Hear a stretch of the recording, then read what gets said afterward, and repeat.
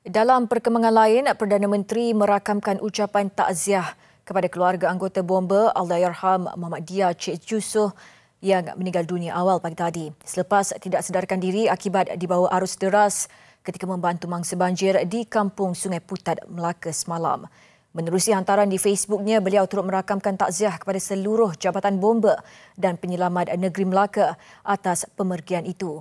Perdana Menteri turut mendoakan ahli keluarga Allahyarham tabah menghadapi dugaan ini. Allahyarham Muhammad Dia, pegawai bomba kanan 2 di Balai Bomba dan Penyelamat Melaka Tengah, lemas selepas rebah ke dalam air banjir petang semalam dan disahkan meninggal dunia pagi tadi.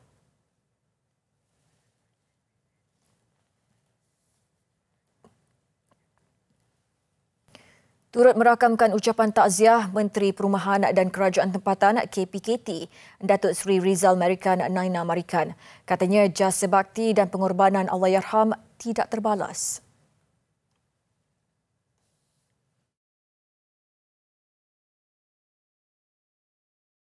Datuk Seri Rizal berkata demikian menerusi hantaran di Facebook. Sebelum ini, Pengarah Jabatan Bomba dan Penyelamat Malaysia JBPM Melaka, Penolong Pesuruhjaya Bomba Abu Bakar Katain mengesahkan Muhammad Dia meninggal dunia ketika menerima rawatan di Zon Merah Jabatan Kecemasan dan Trauma Hospital Melaka. Allahyarham meninggal dunia jam 3.11 pagi dan jenazahnya dikebumikan di tanah perkuburan Masjid An-Nur Kerubung kira-kira 10 pagi tadi. Muhammad Dia dilapor tidak sedarkan diri selepas dibawa arus deras ketika membantu mangsa banjir dan bergantung dengan alat bantuan pernafasan.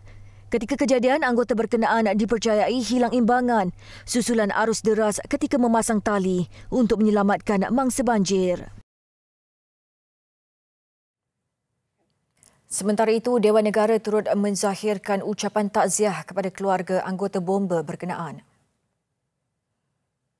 Pemergian beliau merupakan suatu kehilangan besar kepada pasukan bomba Malaysia. Sama-samalah kita mendoakan agar roh Allahyarham dicucuri rahmat dan ditempatkan di kalangan para solehin. Moga seluruh keluarga Allahyarham tabah menghadapi dugaan ini. Al-Fatihah telah pun disampaikan dan sama-samalah kita menganggapkan segala kebaikan, kedinginan dan tauliah akhirah. Bagian beliau satu kilang yang besar kepada negara. Terdahulu, Timbalan Menteri KPKT Datuk Seri Ismail Abdul Muttalib sebelum sesi penggulungan perbahasan Rancangan Malaysia ke-12 RMK-12 turut merakamkan ucapan takziah.